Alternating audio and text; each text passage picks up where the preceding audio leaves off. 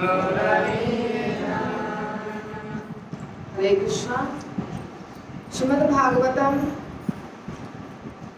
Canto first अध्याय 17 श्लोक संख्या 1 से शुरू होगा। आज आप सबका स्वागत है। ओम अज्ञानतिमिरान्धस्य ज्ञानाञ्जनशलाकया चक्षुरुन्मीलितं येन तस्मै श्रीगुरवे नमः।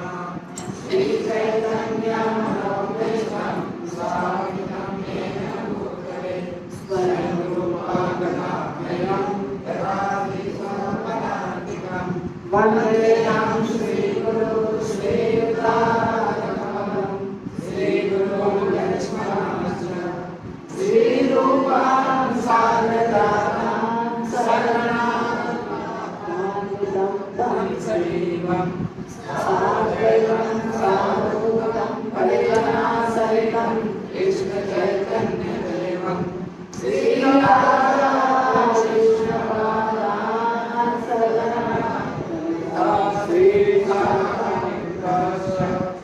नमः विष्णुपादाय कृष्णदेशाय भूतले श्रीमते भक्तिवेदान्त स्वामिने नामिने नमस्ते सरस्वती देवे गौरवाणी प्रचारिणे निर्विशेषा शून्यवादी पाश्चात्यदेशकालिने वाञ्छाकल्पतरुभ्यश्च कृपासिन्धुभ्यश्च पतितानां पावनेभ्यो वैष्णवेभ्यो नमो महावदन्याय कृष्णाय महावदाय कृष्णाय कृष्णचैतन्य नामने गौरवे नमः। हे कृष्णा करुणा सिन्धु दीनबन्धु जगत्पते गोपेश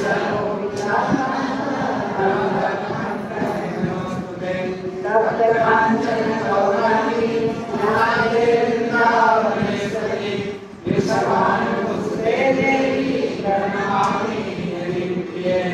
जय श्री कृष्ण चैतन्य प्रभु नित्यानंद श्री अद्वैत हरे कृष्णा कृष्णा कृष्णा हरे हरे हरे राम राम राम हरे हरे। आप सबका हार्दिक स्वागत।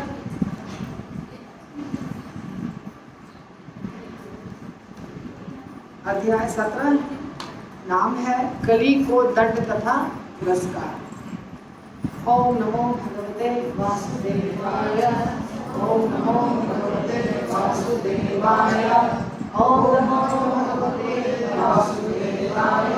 नारायणं नमस्कृत्य नरं चैव नरोत्तमं देवीं सरस्वतीं व्यासं ततो जयमुदीरये। नश्चक्रायेषु भद्रेषु नित्यं भागवत सेवया भगवती उत्तमश्लोके भक्तिर्भवति मनस्थिति। कृष्णाय वासुदेवाय देवकी नंदनाय च नंदगोपकुमाराय गोविंदाय नमो नमः। जय श्री कृष्ण चैतन्य प्रभु नित्यानंद श्री अद्वैत गदाधर हरे कृष्णा कृष्णा कृष्णा हरे हरे हरे राम राम राम हरे हरे। सूत उवाच तत्र गोमिथुनं राजा हन्यमानम् अनाथवत् दण्डहस्तं च वृषलं ददृशे नृपलाञ्छनम्। शब्दार्थ अनुवाद तात्पर्य श्रील प्रभुपाद की जय। सूत गोस्वामी ने कहा, उस स्थान पर पहुंचकर महाराज परीक्षित ने देखा कि एक नीच जाति का शूद्र राजा का वेश बनाए एक गाय तथा एक बैल को लट्ठ से पीट रहा था, मानो उनका कोई स्वामी न हो। तो श्रीमद् भागवतम की कथा इस क्लास में भी चल रही है और बिना क्लास के भी हो रहा है। अर्थात यहाँ पर जो चल रहा है और जहाँ रुक जाता है उसके बाद मैं घर पे रिकॉर्ड करती हूँ। तो यदि आपको यहाँ नहीं मिल रहा है लिंक तो समझ जाइए कि जो बीच का छोटा है वो रिकॉर्डिंग है यूट्यूब पर, आप देख सकते हैं। तो हमने देखा था पिछले अध्याय में 16 नंबर अध्याय जो समाप्त हुआ कि गाय और बैल बातें कर रहे हैं। ठीक है, गाय कौन है? पृथ्वी माता, और बैल है धर्म। धर्म जो धर्म है, धर्म सुनते हैं ना आप, ये धर्म एक पुरुष है और रूप लेकर आए हैं बैल का, और पृथ्वी माता जिनको आप जानते हैं वो रूप लेकर आई हैं गाय का। तो गाय और बैल दोनों ने बहुत देर तक बातें की 16वें अध्याय में। अब उस स्थान पे पहुंच गए हैं कौन? परीक्षित महाराज। और वहां पे एक और व्यक्ति है, वो कौन है? कली। 4 युग होते हैं ना, सत्य, त्रेता, द्वापर, कली। अभी कौन सा युग चल रहा है? कली। तो कली युग जो है वो भी एक आकार लेके पुरुष का रूप रहता है। मतलब जो चीज आपको दिखाई दे रही है, जैसे कोई पर्वत है, कोई नदी है, कोई युग है, ये सब एक एक पुरुष रूप में या माता रूप में रहते हैं। तो यहाँ पे कली एक पुरुष के रूप में है। ठीक है, तो कली वहां पे पहुंच चुका है जहां गाय और बैल दोनों बातें कर रहे हैं। और राजा परीक्षित वहां पहुंच गए। उन्होंने क्या देखा कि एक नीच जाति का शूद्र है जो राजा का वेश बनाया हुआ है। तो नीच जाति का शूद्र, पर वेश कौन सा है उसका? राजा का। और एक गाय है और एक बैल है और दोनों को वो पीट रहा है। पंखा बंद कर सकते हैं क्योंकि आवाज से रिकॉर्डिंग खराब होगी। ऐसे पीट रहा है जैसे उनका कोई स्वामी नहीं है, मालिक नहीं है, ऐसे पीट रहा है। प्रभुपाद बताते हैं कि कलयुग का ये एक लक्षण है कि यहाँ पे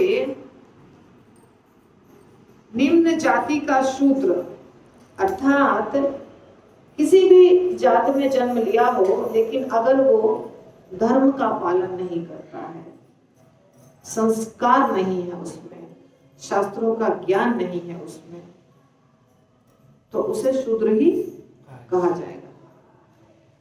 तो ना आध्यात्मिक दीक्षा हुई है, ना शास्त्रों का पालन करता है, ना शास्त्रों का ज्ञान रखता है। तो इस तरह का बहुत सारे लोग होंगे कलयुग में। ये कलयुग का एक लक्षण है कि ऐसा होगा। और वो वेश धारण करेगा राजा का, जो यहाँ दिखा रहे हैं ना, कली राजा का वेश धारण किया हुआ है, उसी के बारे में कह रहे हैं प्रभुपाद। और कह रहे हैं प्रभुपाद कि 4 जो होते हैं ब्राह्मण, क्षत्रिय, वैश्य और शूद्र, जो 4 वर्ग होते हैं, वर्ग, हाँ, ये 4 वर्ग में वैश्य का कार्य है गाय की रक्षा करना और खेती करना। लेकिन वैश्य भी गाय की रक्षा नहीं करेंगे और वो गाय को कसाई घर में जाके रख देंगे और कसाई घर में जाके उनको मार दिया जाएगा। तो जिनका कार्य था रक्षा करना वो भी अपने कार्य नहीं करेंगे, जिनका कार्य था धर्म की रक्षा करना वो भी अपना कार्य नहीं करेंगे, जिनका कार्य था स्त्री की रक्षा करना और समाज की रक्षा करना, क्षत्रिय, वो भी अपना कार्य नहीं करेंगे। तो कोई भी व्यक्ति अपना ढंग से कार्य नहीं करेगा, इसीलिए क्या समाज में कुव्यवस्था फैल जाएगी। तो ये जो दिखाई देगा ये सब कलयुग के लक्षण है। ये जो दिख रहा है यहाँ पे ये आगे कलयुग में होता जाएगा। और गाय का वध होगा, जो बहुत गलत बात है। और इस प्रकार धर्म की हानि होगी। बैल किसके प्रतीक है? धर्म के। गाय किसकी प्रतीक है? पृथ्वी माता है गाय, है ना। तो पृथ्वी माता दुखी है और बैल जो है धर्म है, जो बैल का रूप लेके वो भी दुखी है, क्योंकि धर्म का पालन तो हो नहीं रहा है समाज में। तो बैल श्वेत कमल के समान सफेद था, वह उस शूद्र से अत्यधिक भयभीत था जो उसे मार रहा था। वह इतना डरा हुआ था कि एक ही पैर पर खड़ा कांप रहा था और पेशाब कर रहा था। तो ये धर्म है। धर्म की स्थिति कलयुग में ऐसी होने वाली है। धर्म डरा हुआ है क्योंकि समाज में धर्मनिरपेक्षता का बोलबाला चल रहा है। धर्मनिरपेक्षता मतलब क्या? अगर हम हिंदू हैं, मतलब वैदिक धर्म के पालन करने वाले सनातन धर्मी हैं हम, तो हमको धर्मनिरपेक्षता के नाम पर छूट नहीं है। हमारा देश धर्मनिरपेक्ष है, इसीलिए हम आपको कोई विशेष प्रावधान, कोई छूट नहीं देंगे। अर्थात जैसे स्कूल में भगवत गीता का श्लोक पढ़ाना चाहिए, बुक पढ़ाना चाहिए, तो नहीं पढ़ाने देंगे, क्योंकि हमारा देश क्या है? धर्मनिरपेक्ष। ये हो रहा है ना। तो इससे क्या हो रहा है? धर्मनिरपेक्ष का मतलब सबको अपना अपना पढ़ाने दो, लेकिन नहीं। जैसे कि मुसलमान होते हैं, उनका एक मदरसा होता है, वो मदरसे में उनकी पढ़ाई होती है, सारे बच्चों को बुला करके पढ़ाया जाता है। और हमारे जो बच्चे होते हैं, हमारे यानी कि वैदिक धर्म का पालन करने वाले, जिसको हिंदू कहा जाता है, वो ना मंदिर आते हैं और ना स्कूल में पढ़ाई होती है। तो धर्मनिरपेक्षता के नाम पर उनका पूरा का पूरा संस्कार, ज्ञान, सब कुछ समाप्त हो जाएगा, ऐसा बता रहे हैं। और सच में अभी हमें दिखाई भी दे रहा है।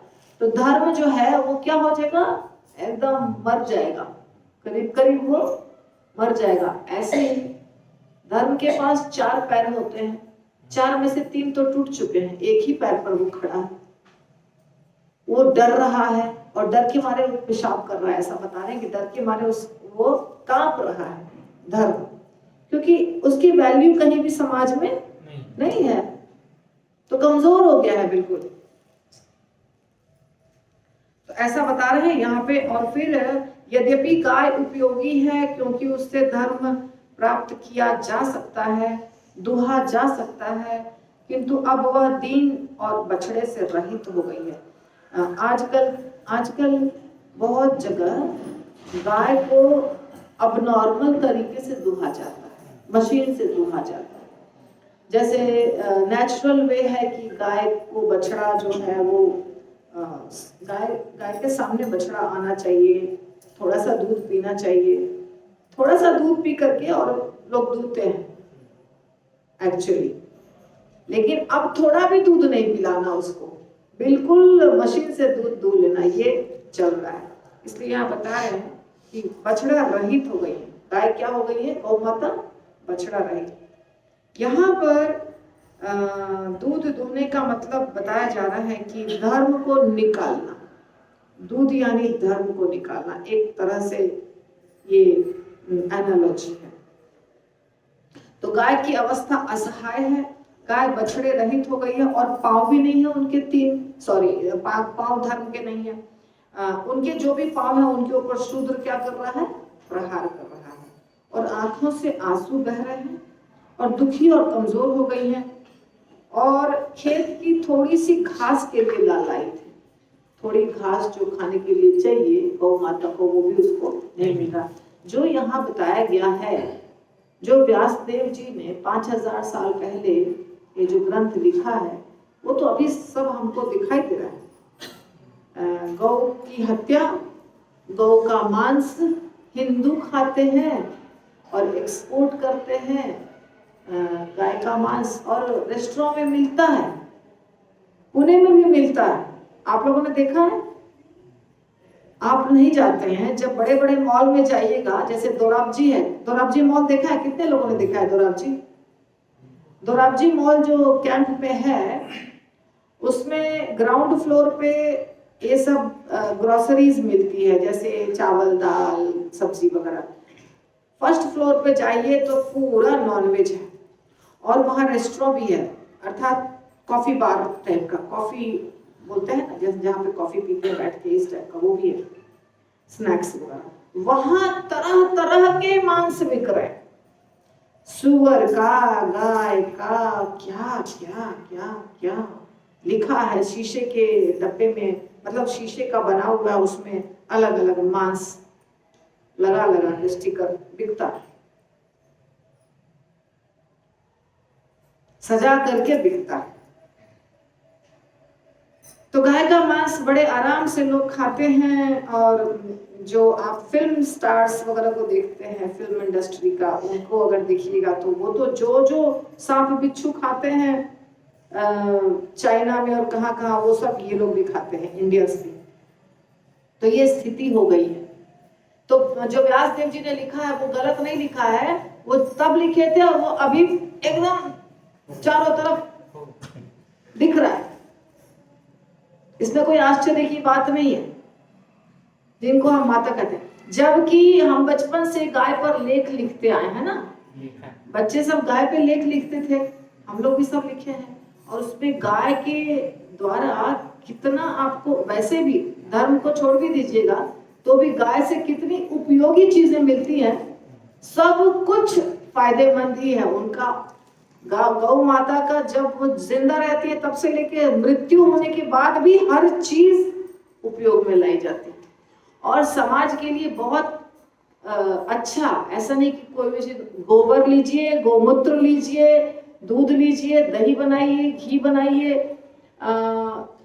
जितना यज्ञ में मक्खन बनाइए, चाहे आप घर में खाने के लिए उपयोग कीजिए, चाहे आप यज्ञ में डालने के लिए पंचगव्य का उपयोग करिए, तो उनके शरीर से जो भी निकलता है वो सब का सब बहुत फायदेमंद चीज है। इसके बावजूद भी लोग क्या करते हैं, जब तक दूध मिल रहा है ठीक है, जैसे बूढ़ी हुई गौ माता थोड़ी सी, वो क्या करते हैं, कसाई खाने में जाके बेच आते हैं। ट्रक में भर भर के गौ माता लाई जाती है रात को छुपा करके, और उनको कसाई खाने में भेज करके और उनका कत्ल करवा के और मांस को सब जगह इंडिया से बाहर भेजा जाता है। और सबसे, एक बार गुरु महाराज कह रहे थे कि सबसे बड़ा जो इंडिया से जो सबसे ज्यादा गौ मांस का एक्सपोर्ट करता है वो एक हिंदू है, वो मुसलमान नहीं है, वो हिंदू है, हिंदू जो गाय का सबसे ज्यादा मांस बेचता है। तो ये हमारे समाज की स्थिति है। तो जो कहते हैं कि बारिश क्यों नहीं हो रही है, भूकंप क्यों हो रहा है, एक्सीडेंट क्यों हो रहा है, बहुत सारी चीजें कहते हैं, तो ये जब कार्य करेंगे तो यही सब होगा। अननेचुरल थिंग्स हम करेंगे तो अननेचुरल रिजल्ट मिलेगा हमको। जैसे कि हमारे माता पिता जिन्होंने जन्म दिया, हमें पाल पोस के बड़ा किया, पढ़ाया लिखाया, और आजकल स्थिति ऐसी है कि जब माता पिता सब कुछ करके रिटायर हो गए, 60 साल के ऊपर हो गए, तो बच्चे फॉरेन चले जाते हैं या इंडिया में भी रहते हैं तो भी थोड़ा सा अच्छे स्थिति में हो गए हैं और कमाने वमाने लगे हैं, तो उनको लगता है कि अरे बूढ़े गांव के माता पिता या शहर के भी हैं, तो अब इनका तो कुछ काम है नहीं, या तो बच्चे संभालें, और बच्चे भी नहीं संभालेंगे तब इनको अब कहाँ रख दिया जाए, वृद्धाश्रम में रखा। तो माता पिता के साथ भी वैसे ही करते हैं, तो गाय के साथ क्यों नहीं करेंगे? यदि हम चाहते हैं कि हमारे बच्चे हमारा सम्मान करें, तो उसके लिए पहले तो बच्चों को संस्कार देना होगा, और दूसरा जो संस्कार हम बच्चों को देना चाहते हैं वो खुद फॉलो करना पड़ेगा। जब हम खुद संस्कार फॉलो करेंगे, संस्कार को मानेंगे, तो ही हमारे बच्चे भी संस्कार को मानेंगे, उसके ऊपर चलेंगे।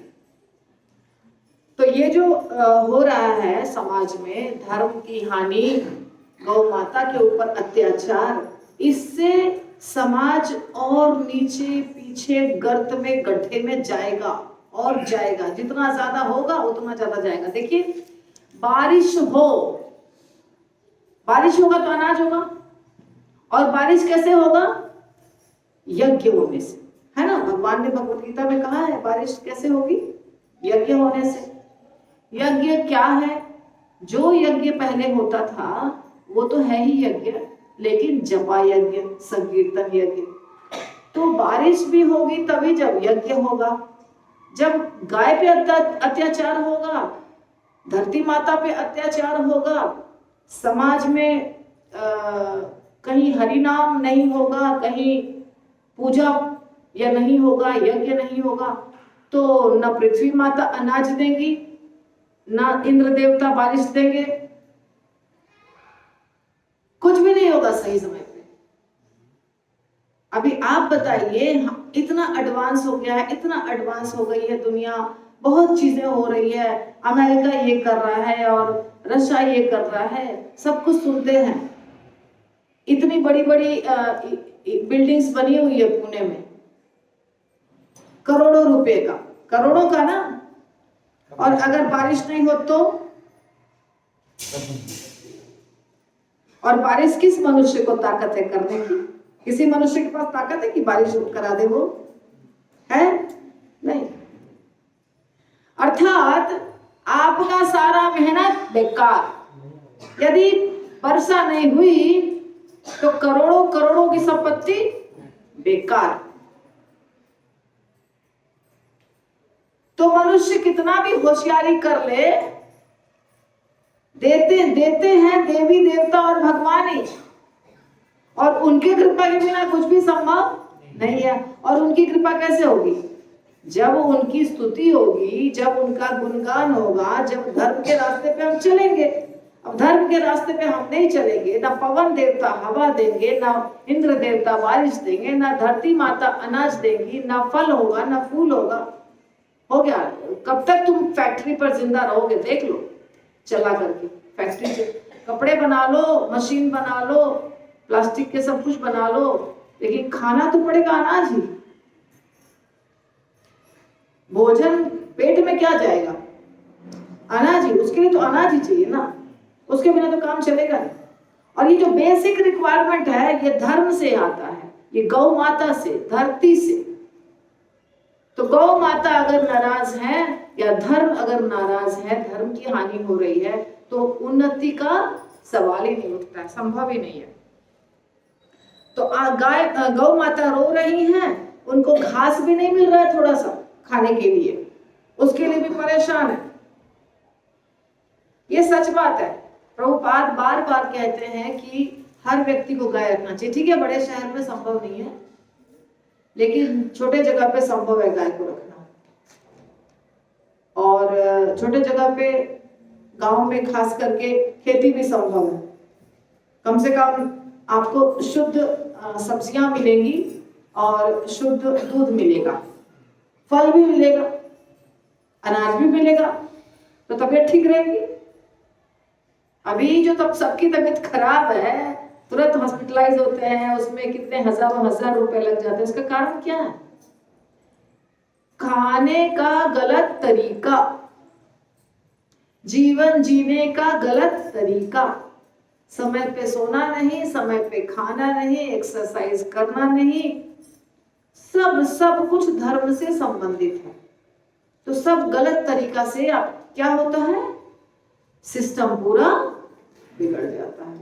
फिर हम जाते हैं डॉक्टर के पास, और डॉक्टर तो आपको इसलिए बुलाता है बार बार, क्योंकि अगर वो आपको बता देगा कि आप अच्छे से खाओ तो उसका बिजनेस बंद हो जाएगा, तो वो आपको नहीं बताएगा कभी भी। वो तो मैं आपको बताती हूँ कि ये मत खाइए, वो मत खाइए, ऐसे क्यों करते हैं आप लोग, वैसे क्यों करते हैं आप लोग। पर आप लोग तब तक नहीं सुनेंगे जब तक आपकी उम्र भी 50 के ऊपर नहीं हो जाएगी, जब तक आपको सच में प्रॉब्लम नहीं होने लगेगा। ये सच बात है ना। तो ये भागवतम से थोड़ा हटके था, पर ये बहुत आवश्यक है ना जो मैंने बताया। तो धनुष बाण से सज्जित तथा स्वर्ण जटित रथ पर आसीन महाराज परीक्षित उससे मेघ के समान गर्जना करने वाली गंभीर वाणी में बोले। तो परीक्षित महाराज अभी पकड़ लिए हैं, एकदम से पकड़ने वाले हैं, आ गए हैं, पहुंच गए हैं। किसको पकड़ने के लिए? कली को पकड़ने के लिए। महाराज परीक्षित बोलते हैं, अरे तुम कौन हो?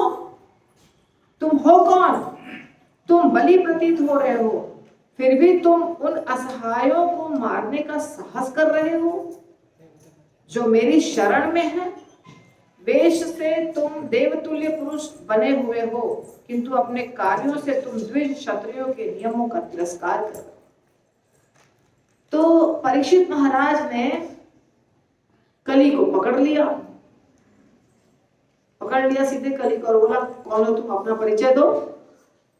कपड़े लत्ते तो राजा की तरह पहन के बैठे हो, एकदम मुकुट धारण किए हुए, श्रृंगार किए हुए, गहना जेवर पहने हुए, लेकिन तुम वो कमजोर जो है गौ माता और बैल, उसको मार रहे हो।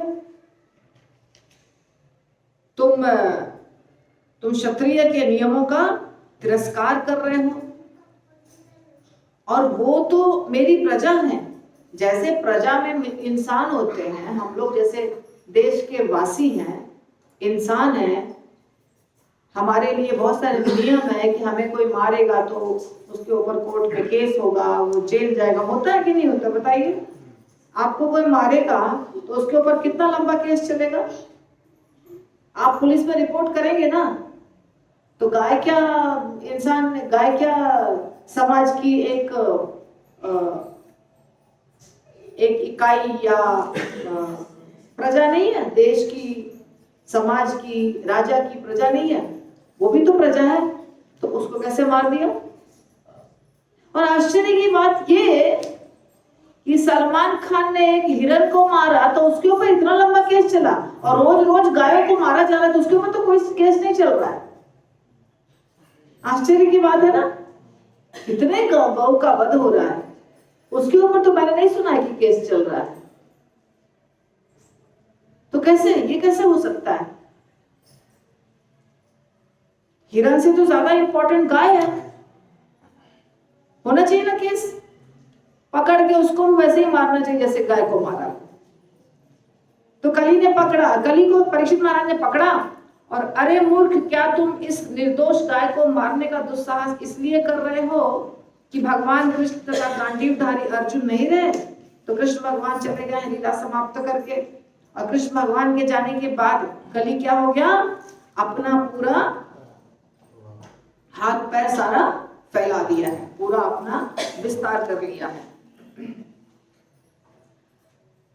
क्योंकि तुम इस निर्दोष को एकांत स्थान में मार रहे हो, अतएव तुम अपराधी हो और वध किए जाने योग्य हो। तो क्या कह रहे हैं कि तुम चुपचाप एकांत स्थान में इसे मार रहे हो, ऐसे स्थान पे मार रहे हो जहां लगता है तुम्हें कि कोई देख नहीं रहा है, हम गलत काम कर सकते हैं और पकड़े नहीं जाएंगे, इसलिए तुम ये गलती करने की कोशिश कर रहे हो। तब उन्होंने बैल से पूछा, अरे तुम कौन हो? तो बैल भी थे वहां पे, बैल भी थे, गाय और बैल दोनों थे। तो बैल से पूछा कि तुम कौन हो? तुम श्वेत कमल जैसे श्वेत बैल हो या कोई देवता हो? तुम अपने 3 पैर खो चुके हो और केवल 1 पैर पर चल रहे हो। क्या तुम बैल के रूप में कोई देवता हो जो हमें इस तरह क्लेश पहुंचा रहे हो? तो बैल कौन है, क्यों 1 पैर पे है, ये सब परीक्षित महाराज से पूछ रहे, क्योंकि परीक्षित महाराज पहचाने नहीं बैल को, इसलिए उन्होंने पूछा। क्योंकि प्रभुपाद कहते हैं कि वो जो समय था, उस समय परीक्षित महाराज के समय, यानी कि वो इतने बड़े अच्छे राजा थे, और द्वापर समाप्त होकर कलयुग का बहुत समय नहीं बीता था, कलयुग शुरू हुआ था। तो उस समय इस इतनी खराब स्थिति गाय की होगी ऐसा किसी ने सोचा भी नहीं था। तो इसीलिए बहुत आश्चर्य वाली बात थी, और परीक्षित महाराज इसीलिए आश्चर्यचकित थे। तो उन्होंने जानना चाहा कि कहीं ये कोई देवता तो नहीं है जिसने गाय तथा बैल के भविष्य को सूचित करने के लिए ऐसी दुर्दशा बना रखी हो। तो बैल को देवता समझ रहे हैं, और कली को तो पहचान गए परीक्षित महाराज, पर बैल को वो देवता समझ रहे हैं। कुरु वंश के राजाओं के बाहुबल से सुरक्षित राज्य में आज मैं पहली बार तुम्हें आंखों में आंसू भरे शोक करते देख रहा हूँ। आज तक किसी ने पृथ्वी तल पर राजा की उपेक्षा के कारण आंसू नहीं गिराया। तो अच्छा राजा वो होता है जो ये सोचता है कि हमारे देश में, हमारे प्रजा में कोई दुखी नहीं रहे, सब सुखी रहे। यदि किसी को कष्ट हो तो उसको दूर करने की कोशिश करता है राजा। तो ये अच्छे राजा के लक्षण हैं। और कोई राजा बस अपना भोग विलास कर रहा है, नाच गाना देख रहा है, समाज में जो जहन्नुम में जाए उसे हमें कोई मतलब नहीं। जैसे कंस था, जैसे दुर्योधन था, जैसे बहुत सारे ऐसे राजा होते हैं जिनको केवल अपना, हमारा खजाना भरा रहे और हम क्या करें, भोग विलास करें, और प्रजा कहीं जाए उससे हमें कोई मतलब नहीं है। प्रजा कितनी भी दुखी हो, प्रजा कितनी भी रोती हो, उससे हमें कोई मतलब नहीं। ये अच्छे राजा के लक्षण नहीं। परीक्षित महाराज तो बहुत अच्छे राजा थे। परीक्षित महाराज की भविष्यवाणी हुई थी उनके जन्म के समय कि ये बहुत अच्छे राजा होंगे, इनमें सर्वगुण होगा, और इनके जो पूर्वज थे, दादाजी थे या पिताजी थे, उनसे उन्हीं के समान इनके अंदर भी गुण होगा। तो हे सुरभि पुत्र, अब तुम शोक न करो, तुम्हें इस निम्न जाति के शूद्र से डरने की आवश्यकता नहीं है। तथा हे गौ माता, जब तक मैं शासक या खलों के दमनकर्ता के रूप में हूँ, तब तक तुम्हें रोने की आवश्यकता नहीं है, तुम्हारा सभी तरह से कल्याण होगा। तो जब परीक्षित महाराज खड़े हो गए सामने, अब उन्होंने दोनों को बोला कि तुम लोग दोनों को किसी को डरने की आवश्यकता नहीं है, क्योंकि मैं यहाँ हूँ और हमारे राज्य में हम आपको दुखी होते नहीं देख सकते हैं, या हम आपको कष्ट होने नहीं देंगे, हम आपको तकलीफ होने नहीं देंगे। सुरभि गाय, यहाँ पे लिखा है सुरभि के संतान। सुरभि जो गाय होती है वो कहाँ रहती है, स्वर्ग लोकों में, गोलोक में, है ना। ये सब में सुरभि गाय ऐसा दूध देती है जो इतना स्वादिष्ट होता है, इतना सुगंधित होता है, और उसको जो पी लिया, खा लिया, वो एकदम मृत्यु को प्राप्त नहीं होता है, और कभी भी गाय दूध दे सकती है, यहाँ की गाय की तरह नहीं होती है। ये सब सुरभि गाय के लक्षण हैं। तो सौरभेय यहाँ पे कह रहे हैं सुखदेव गोस्वामी, सुत गोस्वामी, सौरभेय यानी सुरभि के पुत्र। तो भगवान कृष्ण गोलोक धाम में जो गाय चराते हैं वो कौन सी गाय है, सुरभि गाय है। वैकुंठ की गाय, गोलोक धाम की गाय, या तो वहां भी इंद्र का जो लोक होता है वहां भी सुरभि गाय होती है। तो हे साध्वी, यदि राजा के राज्य में भी सभी प्रकार के जीव त्रस्त रहें तो राजा की ख्याति, उसकी आयु तथा उसका उत्तम पुनर्जन्म नष्ट हो जाता है। यह राजा का प्रधान कर्तव्य है कि जो पीड़ित हों सर्वप्रथम उनके कष्टों का शमन किया जाए। अतएव मैं इस अत्यंत दुष्ट व्यक्ति को अवश्य मारूंगा, क्योंकि यह अन्य जीवों का हिंसक है। तो दोनों गाय और बैल दोनों को सांत्वना दिया परीक्षित महाराज ने, और कहा कि आप लोग मेरी प्रजा हैं, और आपका यदि कुछ नुकसान हुआ तो मेरा नुकसान होगा, क्योंकि कोई भी राजा के पास, या कोई भी मनुष्य जो होता है, हम लोग जैसे भी मनुष्य हैं, हम भी यदि गलत कार्य करेंगे तो हमारी आयु समाप्त होगी, हमारा ऐश्वर्य चला जाएगा, धन चला जाएगा। राजा तो बहुत बड़ी चीज है। तो राजा के राज्य में अगर कुव्यवस्था होगी, उनके यहाँ कुछ अन्याय होगा, अत्याचार होगा, तो उनकी ख्याति समाप्त हो जाएगी, उनका वैभव समाप्त हो जाएगा, उनका शासन काल भी समाप्त हो जाएगा। इस सारा का सारा नुकसान होने वाला है, और अगला जन्म भी खराब हो जाएगा। तो राजा का कर्तव्य है कि जो भी पीड़ित हो उनको उनके पीड़ा को समझे और उनको उससे बचाए।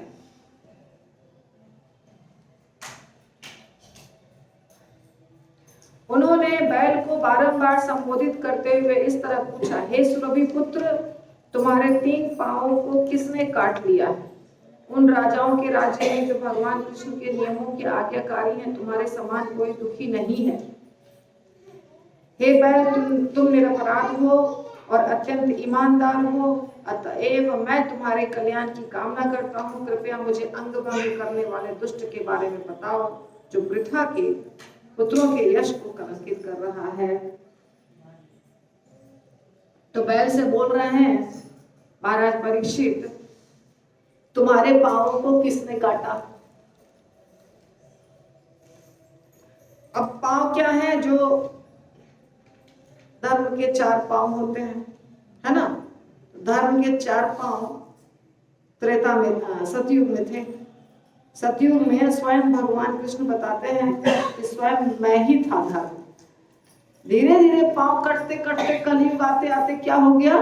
1 बच गया, बाकी 3 समाप्त हो गए। तो परीक्षित महाराज कह रहे हैं यहाँ पे कि किसने काट दिया?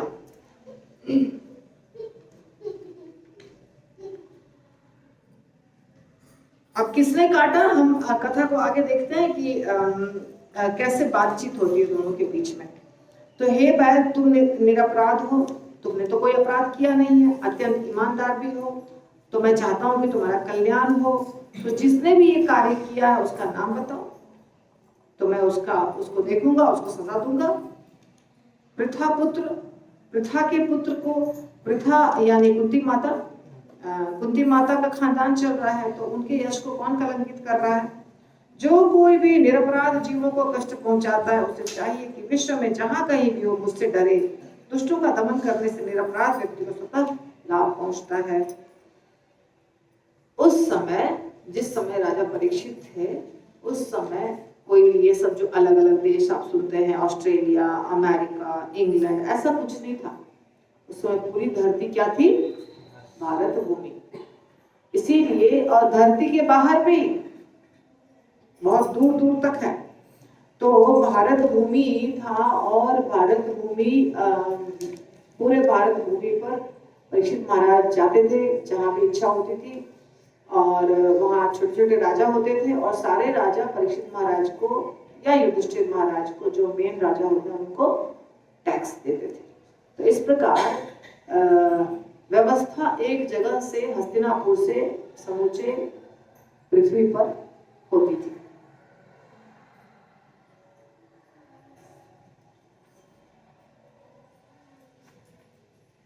तो जो उद्दंड व्यक्ति निरपराधियों को सताकर अपराध करता है, वह मेरे द्वारा उखाड़ फेंका जाएगा, चाहे वो बाजूबंद तथा अन्य अलंकारों से युक्त स्वर्ग का निवासी ही क्यों न हो।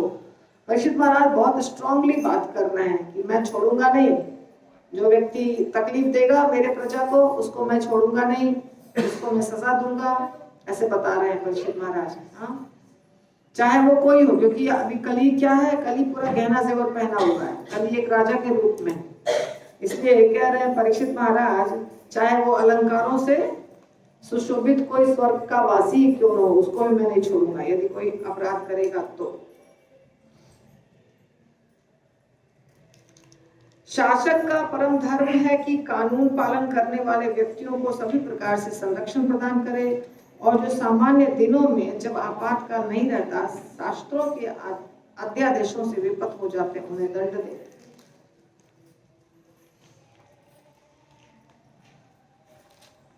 जैसे परीक्षित महाराज के राज्य में चल रहा था, वैसे हमेशा चलना चाहिए, और जब नहीं चलता है तो व्यवस्था पूरी गड़बड़ हो जाती है।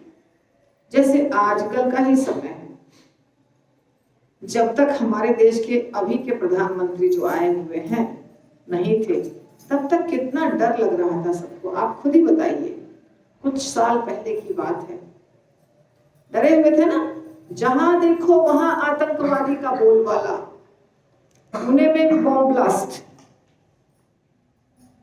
5 या 10 मिनट पहले मैं निकली थी जर्मन बेकरी से क्रॉस करके, और मेरे निकलने के बाद बॉम्ब ब्लास्ट हुआ।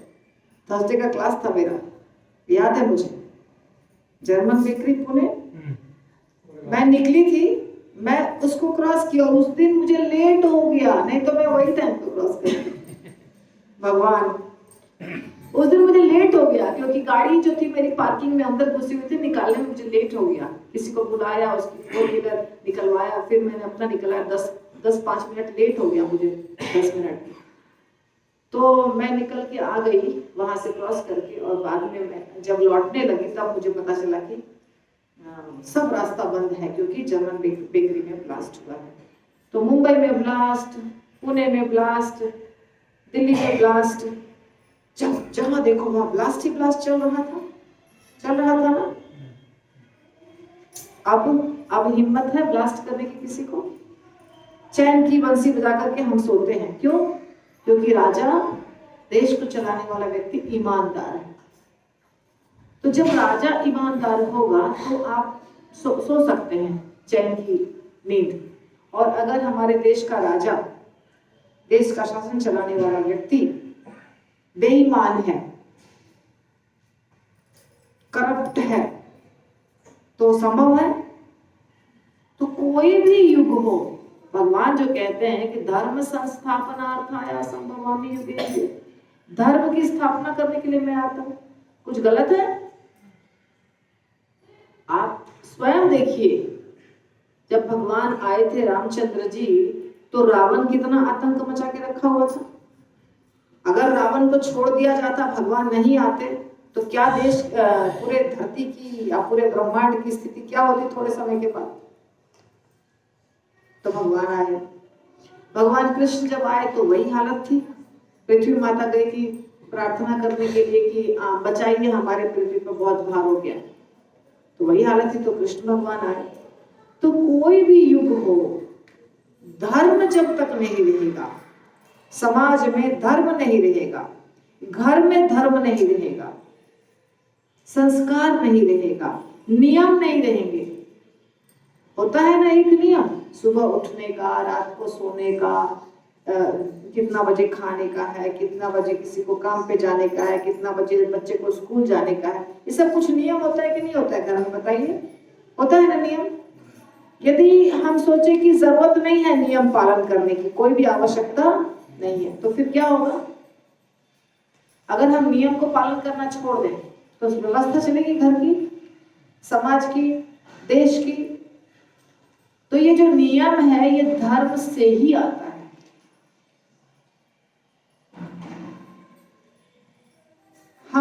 हमारे जमाने में ऐसा हमने नहीं देखा था कि कोई बच्चा 11 बजे सो के उठ रहा है, ऐसा हमने कभी देखा नहीं था। चाहे उसकी पढ़ाई नहीं हो, चाहे पढ़ाई हो, स्कूल हो नहीं हो, कॉलेज हो, गर्मी की छुट्टी हो, कुछ भी हो, पर वो कितना बजे उठेगा? जो उसका उठने का टाइम है। चलो पढ़ाई के समय 3 बजे 4 बजे उठ रहे हैं, तो बाद में 5 बजे उठेंगे, 5:30 बजे उठेंगे। पर अभी बच्चे सोते रहते हैं 10 बजे, 11 बजे, 12 बजे, 1 बजे, कुछ पता नहीं। उसकी जब मर्जी होगी तब उठेंगे, जब मर्जी होगी तब स्नान करेंगे, जब मर्जी होगी तब खाएंगे। और ये घर घर की कहानी है। हाथ उठाइए तो आपके घर में नहीं होता ऐसा? होता है कि नहीं होता? देखो सब हाथ उठा दिए। तो शरीर जो है उसका एक नियम है, उसके शरीर का नियम है जो बनाया गया, भगवान ने शरीर दिया हमको। उसको उठने की बेला होती है, सोने की बेला होती है, पूजा पाठ करने का, एक्सरसाइज करने का और खाने पीने का भी एक समय होता है। उसी समय वो होना चाहिए, तो शरीर स्वस्थ रहेगा, मन स्वस्थ रहेगा, शरीर निरोग रहेगा। और जब शरीर और मन स्वस्थ रहेगा तो हमारी चेतना अच्छी रहेगी, सूक्ष्म रहेगी। और आध्यात्मिक तत्वों को जानने के लिए तो बहुत आवश्यक है। आध्यात्मिक तत्व सिर्फ सूक्ष्म बुद्धि द्वारा जाने जाते हैं। भौतिक बुद्धि के द्वारा कुछ भी आध्यात्मिक तत्वों का ज्ञान होना संभव नहीं, संभव है, एकदम संभव नहीं, एकदम संभव नहीं है। तमोगुनी समय में उठना, रात के समय जगे रहना, 12 बजे तक, 1 बजे तक, 2 बजे तक, 3 बजे सोना और दोपहर 2 बजे उठना, तो शरीर में पित्त बढ़ेगा, कफ बढ़ेगा, वायु बढ़ेगा और 25 साल, 30 साल, 35 साल, 40 साल तक में पूरा सत्यानाश। झूठ नहीं बोल रही हूँ, सच है। इसलिए आप सब गार्जियन हैं, आप सबको अपने बच्चों को क्या करना है? कंट्रोल करना पड़ेगा, बहुत आवश्यक है। समझदार जो होते हैं वो कर लेते हैं, जो समझदार नहीं होते हैं वो बिगड़ते जाते हैं, बिगड़ते जाते हैं, बिगड़ते जाते हैं। तो सोचेंगे इसका क्या संबंध है? इसका संबंध है हमारे शरीर से ही मन और आत्मा सब कुछ संभव है। अगर आप शरीर को भक्ति में जोड़ेंगे, मन को स्वस्थ रखेंगे, बुद्धि सूक्ष्म होगी, तभी तो आत्मा का कल्याण कर पाइएगा। नहीं तो बद्ध आत्मा हमेशा के लिए बद्ध रह जाएगी। सच बात है कि नहीं है? सच बात है कि नहीं है? बताओ, है ना? इनडिसिप्लिन्ड वे में लाइफ जिएंगे तो कभी कल्याण नहीं होगा। तो डिसिप्लिन बहुत आवश्यक है, धर्म बहुत आवश्यक है। तो जैसे यहाँ पे बताए जा रहे हैं कि जो कानून पालन करने वाले व्यक्ति होते हैं उसको संरक्षण प्रदान करे शासक, और जो गलत कार्य करते हैं उसको दंड दे।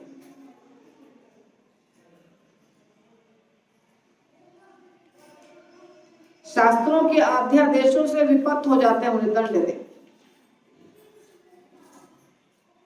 हम चाह रहे हैं ना समाज में सब, मैंने देखा कल के दिन कि आजकल के जमाने में सबसे बड़ी समस्या क्या है दुनिया में या हमारे देश में?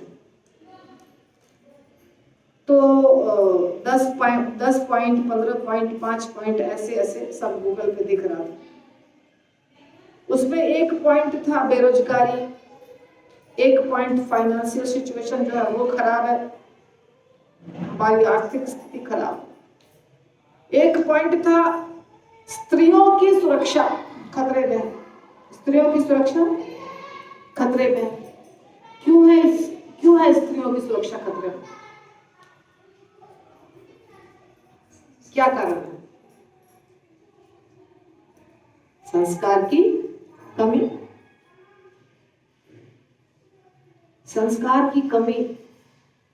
संस्कार किसको सिखाना होगा? सिर्फ स्त्रियों को नहीं। स्त्रियों को खतरा किससे है? पुरुषों से। स्त्रियों को खतरा है पुरुषों से। तो पुरुष यदि भक्त नहीं बने, अभी हम इस्कॉन आते हैं, हम आपकी गाड़ी में अकेले भी जाते हैं, आप कोई प्रभु जी अपने कार में लेके मुझे यहाँ से वहां जाते हैं ना, जहां भी कहीं प्रोग्राम हो कुछ हो, कभी कभी 2 4 3 4, कभी कभी किसी मीटिंग में 7 8 प्रभु जी बैठे हैं, मैं अकेली बैठी हूँ। अभी तो नहीं अटेंड कर रही हूँ, पहले अटेंड करती थी जब मीटिंग। फिर भी डर लगता है क्या? नहीं, क्योंकि मुझे मालूम है कि हम किस जगह पे बैठे हैं, सब धर्म का पालन करने वाले लोग हैं यहाँ पे। तो डरने की आवश्यकता नहीं है। हम बैठे हैं, मीटिंग बात कर रहे हैं, जो बात कर रहे हैं वो बात कर रहे हैं, बात समाप्त होगी, प्रसाद लेंगे, निकल जाएंगे सारे लोग। लेकिन अगर एक व्यक्ति हमारे घर आता है, जैसे आज हमको लेट हुआ आने में, क्योंकि आज हमारे घर आया हुआ था जो हमारा काम किया था, जिसने वाटर प्रूफिंग का सीपेज थोड़ा हो गया था, तो उसके लिए 2 आदमी आया हुआ था। और 2 आदमी से डर लग रहा था, जबकि वो 2 आदमी 25-30 के नीचे का ही था, 30 के नीचे का ही था। और वो 2 आदमी था तो दरवाजा खुला छोड़ो, अलर्ट होकर के मोबाइल लेके बैठी थी, क्योंकि वो 2 आदमी कौन है? अजनबी है, उसको हम जानते नहीं है। तो हर व्यक्ति से खतरा है। भाई से बहन को खतरा है, चाचा से भतीजी को खतरा है, मामू से भगनी को खतरा है, पिता से पुत्री को खतरा है। तो घर के बाहर जो काम करने जा रही है वहां तो खतरा ही खतरा है, घर के अंदर भी खतरा है। और खतरा का कारण क्या है? क्योंकि मनुष्यों की प्रवृत्ति जानवरों वाली हो गई है। जानवर के लिए कोई नियम है क्या? बेटी, बहन, भाभी, माँ, नानी, दादी, ऐसा कोई नियम है क्या जानवरों के लिए? नहीं। तो यदि हम धर्म का पालन नहीं करेंगे तो हम क्या हो जाएंगे? जानवर। धर्म का पालन नहीं करने से हम हो गए जानवर। आहार निद्रा भय मैथुनम च सामान्य में तत् पशु भी न रहना धर्मो हि तेषाम अधिको विशेषो धर्मे नहीं ना पशु भी समाना। धर्म को हटा दीजिए तो मनुष्य और जानवर में कोई फर्क नहीं है। और आजकल के जो लोग हैं, कुछ फायदा हुआ है ये सोशल मीडिया से, जैसे कि बाकी चीजों का प्रचार हो रहा है वैसे प्रवचन का भी बहुत इजी है। फेसबुक पे डालो, यूट्यूब पे डालो, आस्था चैनल, संस्कार चैनल, तो प्रवचन भी बहुत चल रहे हैं। ये फायदा हुआ है, अवश्य हुआ है, लेकिन उसमें कुछ गलत गुरु भी है, कुछ पाखंडी भी है, ये भी चल रहा है। और फिर भी इतना के बावजूद भी धर्म का पालन जितना होना चाहिए उतना नहीं हो रहा है। जब तक हम समाज में, घर में, स्कूल में, कॉलेज में, देश में, हर जगह धर्म को नहीं पहुंचाएंगे, भगवान को नहीं पहुंचाएंगे, भक्ति को नहीं पहुंचाएंगे, ये जो ज्ञान है इस शास्त्रों में, भगवत गीता में, भागवत में, उसको नहीं पहुंचाएंगे, वो समझेंगे नहीं, समझाएंगे नहीं, उसका पालन करेंगे ही नहीं, तो लड़कियां सुरक्षित कभी नहीं होंगी।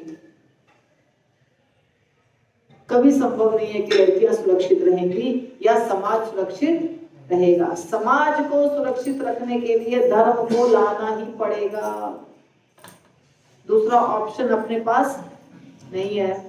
क्या करिएगा बताइए, और कौन सा तरीका है? जूडो कराटे सिखाइएगा लड़कियों को, यही करते हैं ना आजकल के लोग, जूडो कराटे सिखाते हैं, धन कमाना सिखाते हैं। मोबाइल पे अलर्ट हो, मोबाइल पे कैसे अलर्ट हो, कैसे टैक्सी वाले का नंबर भेजे, ये जितना भी जुगाड़ आप लगाएंगे, ये सारा जुगाड़ तोड़ने का उपाय है जेंट्स के पास है, सब तोड़ देंगे। जब कोई मर्द चाहेगा कि हमें कुछ किसी के पीछे जाना है तो उसको सब तोड़ने आता है।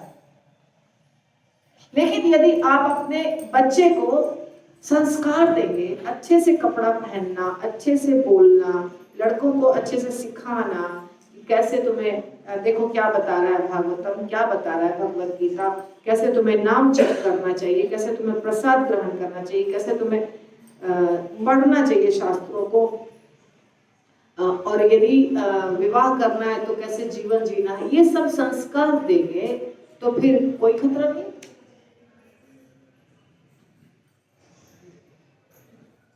तो असली चीज क्या है? धर्म को जिंदा रखना है। और आप जितने लोग हैं यहाँ पे, हर व्यक्ति का कर्तव्य है, ये मेरा कर्तव्य नहीं है सिर्फ, हर व्यक्ति का कर्तव्य, हर मनुष्य का कर्तव्य है कि धर्म को जिंदा रखें, उसको फैलाएं।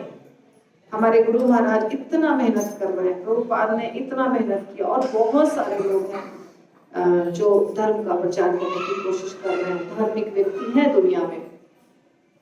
वैसे ही हम सबको करना पड़ेगा, क्योंकि इसके सिवाय कोई उपाय नहीं है अपने पास, नहीं तो समाज धीरे धीरे धीरे धीरे नाश की तरफ जा रहा है, चला जाएगा। अब धर्म बोलना शुरू करते हैं, हम उनके शब्द सुनते हैं। धर्म उवाच, धर्म कहते हैं, अभी आपने जो शब्द कहे हैं वे पांडव वंशीय व्यक्ति के लिए सर्वथा उपयुक्त है। पांडवों के भक्ति पूर्ण गुणों से मोहित होकर ही भगवान कृष्ण ने दूत का कर्तव्य निभाया। परीक्षित महाराज ने जो जो कहा कि हमें रक्षा करनी चाहिए, रक्षा करना आवश्यक है, और जो अपराध करते हैं उन्हें दंड देना आवश्यक है, जो शास्त्र का पालन करते हैं उनको संरक्षण देना आवश्यक है, तो ये तो अच्छे व्यक्ति के कर्तव्य हैं ही। ये तो पांडव के वंश के हैं, तो पांडव सब तो इसी रास्ते पे चलते थे, तो आप उसी को आगे बढ़ा रहे हैं। तो इसलिए धर्म बहुत खुश हुए और कहा कि आपके इन्हीं गुणों के कारण तो भगवान कृष्ण सारथी बने अर्जुन के, भगवान कृष्ण दूत बने अर्जुन के नहीं, पांडवों के दूत बनकर गए थे ना हस्तिनापुर। तो हे पुरुष श्रेष्ठ, यह निश्चित कर पाना अत्यंत कठिन है कि किस दुष्ट ने हमें कष्ट पहुंचाया, क्योंकि हम सैद्धांतिक दार्शनिकों के विभिन्न मतों से मोहग्रस्त हैं। अब धर्म तो अपना शुरू हो गए, क्योंकि धर्म का मतलब क्या है? धर्म भी कलुषित हो गया है, समझते हैं? शुद्ध धर्म जो था, जो आ रहा था, जैसे भगवान कहते हैं कि मैंने शिक्षा दिया, पर शिक्षा अभी क्या हो गया? समाप्त हो रहा है, गलत व्यक्ति के हाथ में चला गया है, धीरे धीरे लुप्त हो गया है, तो मुझे फिर से शिक्षा देनी पड़ेगी।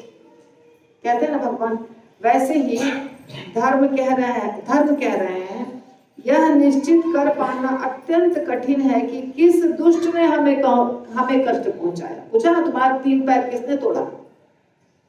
1 पैर वाले कैसे हो गए? तो क्योंकि हम सैद्धांतिक दार्शनिकों के विभिन्न मतों से मोहग्रस्त हैं। जो दार्शनिक होते हैं, दार्शनिक किसको कहते हैं?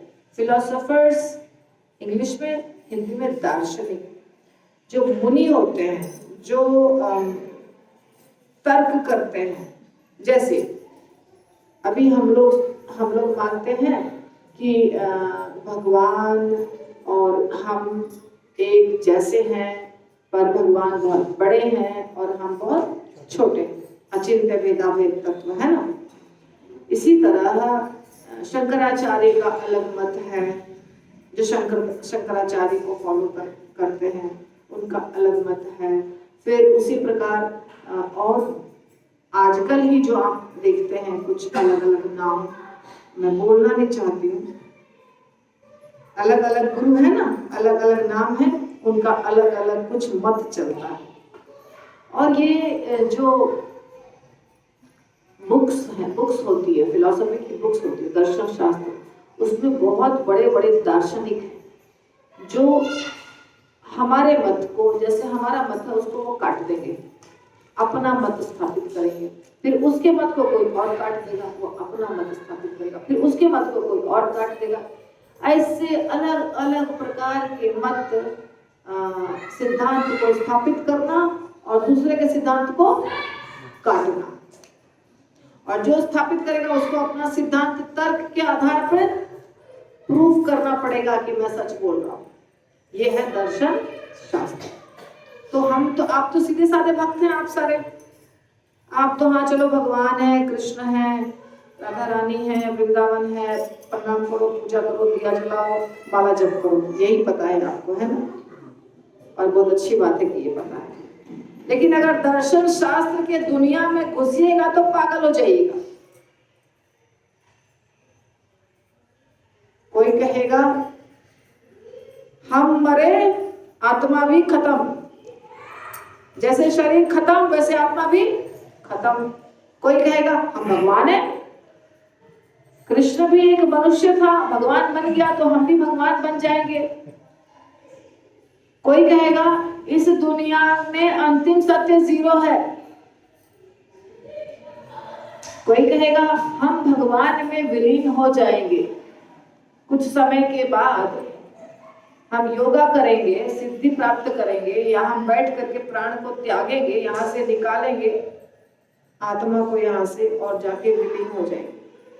ऐसे ऐसे विभिन्न विभिन्न प्रकार के मत वाले लोग हैं।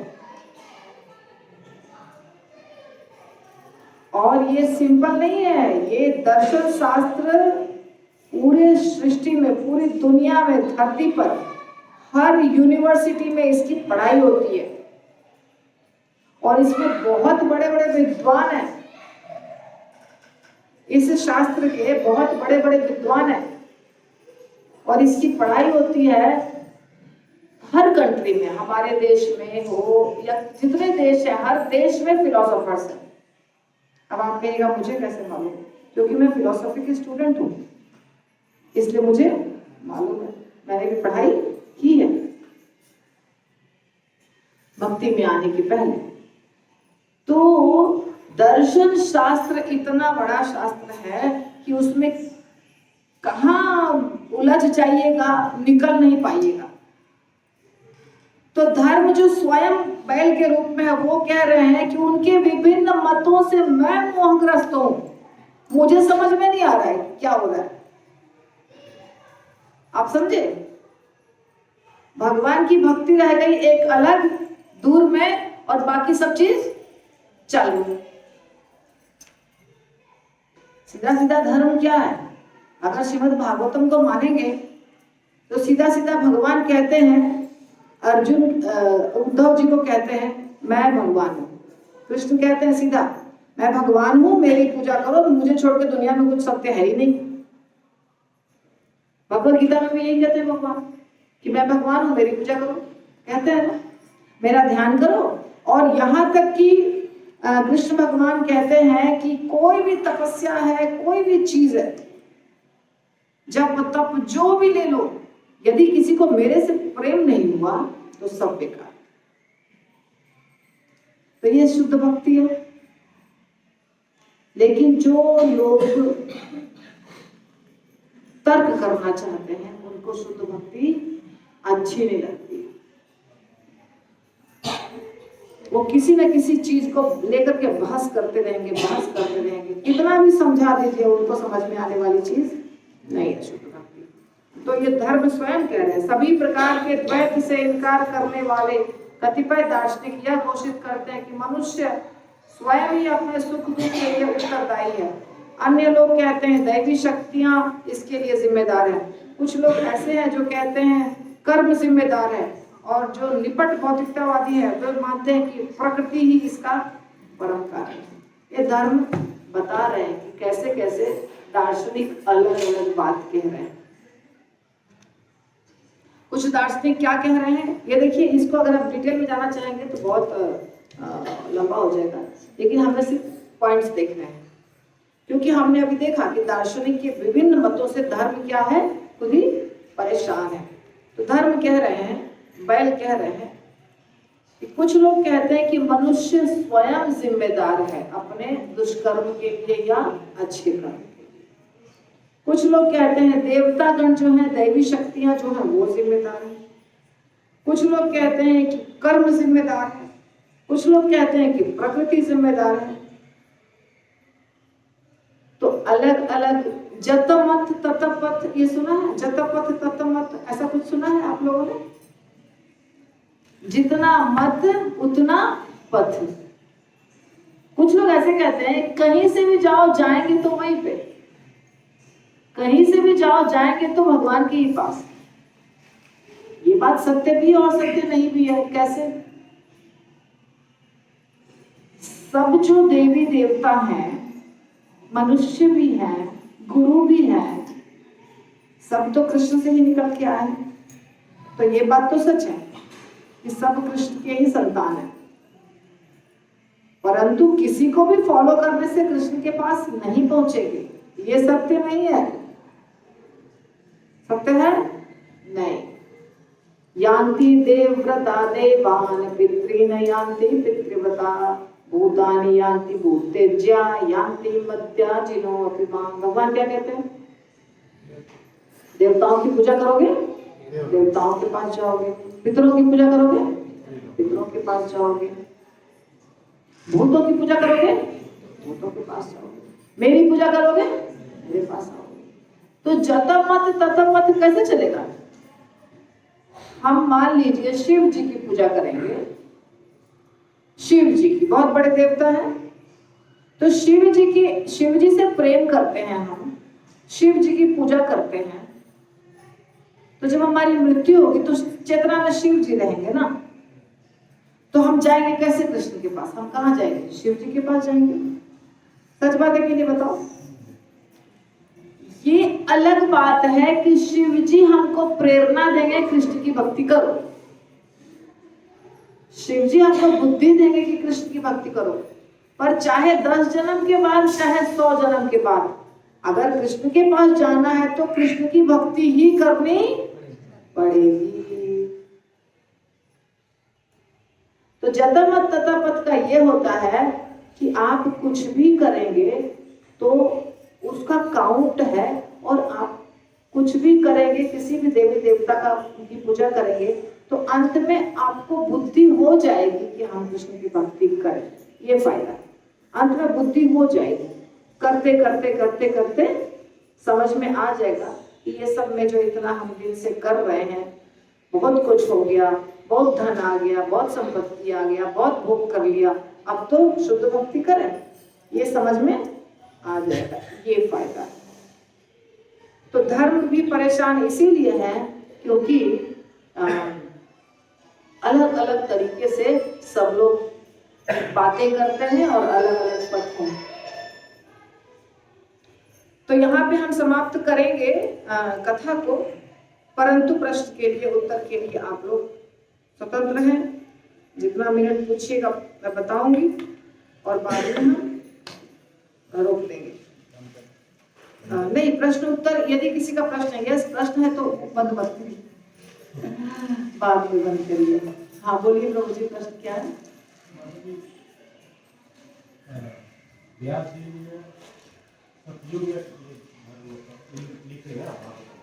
व्यासदेव जी ने सतयुग नहीं तो हाँ द्वापर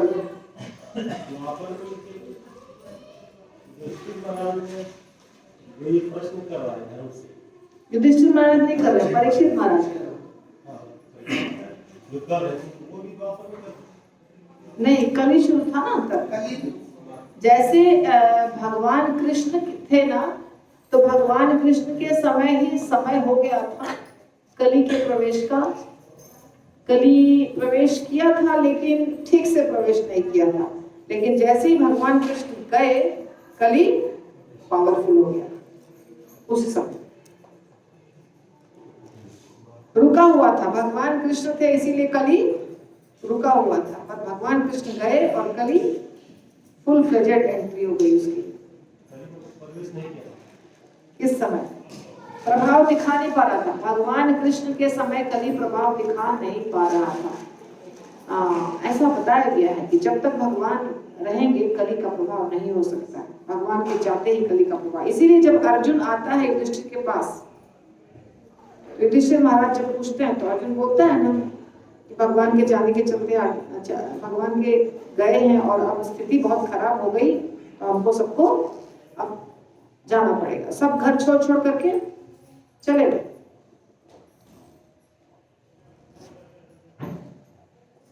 समझ में आएगा?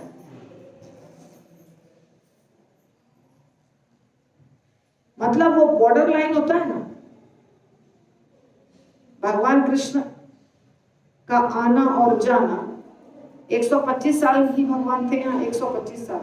तो भगवान कृष्ण आए, वो बॉर्डर लाइन पे आए, तो अब खत्म हो रहा था और कली शुरू होने वाला था, उसी समय आए।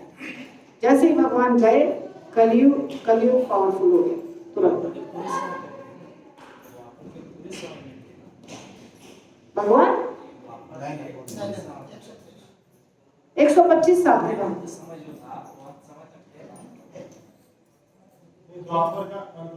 अंत था ना, द्वापर अंत होने वाला था।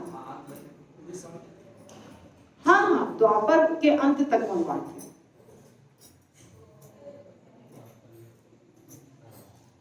कली प्रारंभ हो गया, भगवान के जाते ही कली प्रारंभ हो गया।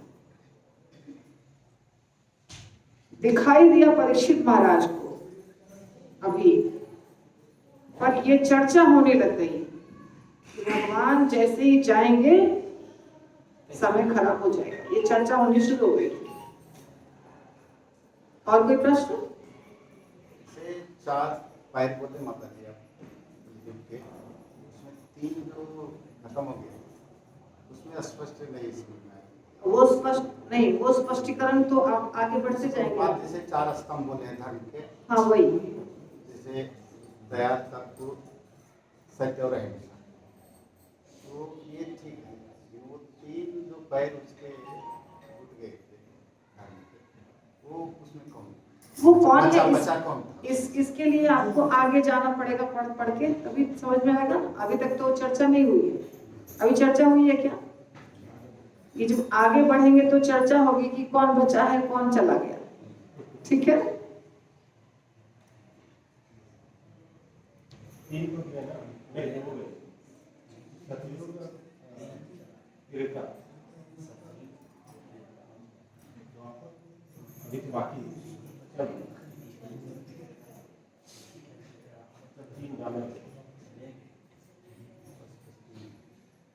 द्वापर जा चुका है, कल ही चल रहा है। तो कल ही था ना, कल ही था। हाँ, प्रवेश कर चुका था, कल ही प्रवेश पहले से ही कर चुका था। प्रभाव देखिए, किस दिन कली प्रवेश किया ऐसा तो कहीं लिखा नहीं है कि आज के दिन फलाना तिथि को कली प्रवेश किया गया, ऐसा तो लिखा नहीं है। लेकिन परीक्षित महाराज ने जब देखा इस समय, जिस समय कि वो शूद्र है, राजा के रूप में है, तो कली स्पष्ट रूप से आया हुआ है। पर अर्जुन और युधिष्ठिर महाराज जब चर्चा कर रहे हैं, या और भी पहले ऐसे चर्चा हुई है कि जब तक भगवान रहेंगे तब तक कली अपना प्रभाव दिखा नहीं सकता है। जैसे ही भगवान जाएंगे ये विकट समस्या आने वाली है। ये चर्चा भागवतम में हुई है कई जगहों पे। तो इसलिए अनुमान लगा सकते हैं कि कली या तो दरवाजे पे खट दरवाजा बजा रहा होगा कि मैं आ रहा हूँ, क्या करूँ, आऊं कि नहीं आऊं तो कैसे आऊं, भगवान है। जैसे मान लीजिए, मजाक की बात नहीं है, इस बार मैं केशवनाथ प्रभु के गांव गई तो केशवनाथ प्रभु मुझे पहले से ही बोल के रखे थे कि हमारे घर में एक भूत है। मैं बोली आपके फ्लैट में मुझे अकेले रहना है 6 दिन तक, और आप कह रहे हैं भूत है। हाँ, लोग बोलते हैं छत पे भूत घूमता है। तो मैं 6 दिन तक रही वहां पे, 6 दिन और 6 रात एकदम कंप्लीट अलोन, और कंप्लीट अलोन रही। दरवाजा बंद करके सोती थी रात को, दिन में भी दरवाजा बंद करती थी, कभी कभी खोलती थी। तो जब मैं आई तो फिर केशवनाथ गए, बोले भूत को भगा दिया। गया में जाके भूत को रख आया। तो मैंने बोला 6 दिन में मुझे तो कभी भूत नहीं दिखा, आप किस भूत को रख के आए? तो 6 दिन तक मैंने कभी भूत को ना देखा, ना भूत ने मेरे साथ कुछ किया, तो कैसा भूत है? तो बात ये है कि जब आप भगवान की भक्ति करते हैं, माला का जप करते हैं और नियमों का पालन करते हैं, तो भूत रह के भी आपके नजदीक नहीं आ सकता है। तो कली रह के भी, आप कलयुग में रहते हुए भी, जैसे कि बारिश में छाता लेके घूमते हैं तो बारिश नहीं वहां आती है, वैसे ही कली में भी रह के आप कली से दूर रहेंगे, क्योंकि आप क्या कर रहे हैं? भगवान की भक्ति। तो ये जो प्रभाव होता है, जब हमारे जैसे साधारण मनुष्य अगर भगवान की भक्ति करता है तो भूत प्रेत उसके नजदीक नहीं आते हैं। तो कृष्ण भगवान रहेंगे तो कली कैसे आएगा? सोचिए, आएगा भी तो क्या करेगा? डर करके पीछे छुपा हुआ रहेगा कि जब तक भगवान रहेंगे तब तक हमको वहां नजदीक नहीं जाना। तो ऐसी बात होती है। तो हमें कली से डरने की जरूरत नहीं है, लेकिन उसके लिए क्या करना पड़ेगा? भक्ति करनी। जोर से बोले एक बार, हरे कृष्णा महामंत्र। हरे कृष्णा कृष्णा कृष्णा हरे हरे, हरे राम राम राम हरे हरे। और एक और बात, जो यहाँ पे बैठे हैं उनको भी समझा रही हूँ, और जो वीडियो देख रहे हैं उनको भी। आप लोग जब वीडियो देखते हैं तो वीडियो के नीचे एक रहता है लाल रंग से लिखा हुआ, क्या? सब्सक्राइब। ठीक है, उसको टच करना पड़ता है, सब्सक्राइब। उसके बाद क्या करना पड़ता है? एक रहता है ऐसे चिन्ह, उसको क्या करना पड़ता है? उसको भी टच करना पड़ता है, उसको बोलते हैं लाइक। उसके बाद एक घंटी रहता है, उसको भी टच करना पड़ता है, उसको क्या बोलते हैं? Bell icon. तो हमारे जो आजकल हमारे पास एक भक्त है जो मेरा ये सब देख रहे हैं यूट्यूब, वो सब थोड़ा हेल्प कर रहे हैं मुझे, थोड़ा नहीं बहुत हेल्प कर रहे हैं। उन्होंने कहा माता जी 60 लोगों ने देखा पर एक भी लाइक नहीं। मैंने बोला शायद मेरा वीडियो नहीं अच्छा होगा, किसी को पसंद ही नहीं आया तो लाइक कैसे करेंगे? तो यदि आपको पसंद आता है तो आपको क्या करना है? Like, share, subscribe and bell icon. तो ये आपको करना है। और वीडियो देखने वालों को भी कह रही हूँ, और यहाँ जो बैठे हुए फिजिकली उनको भी कह रही हूँ। और आप अपने घर के सारे लोगों से, घर के सदस्यों को भेजिए और उनको भी बोलिए ये करने के लिए, तभी हमारा वीडियो स्प्रेड होगा, सब जगह फैलेगा। ठीक है, हरे कृष्ण। हरे श्रील प्रभुपाद की जय।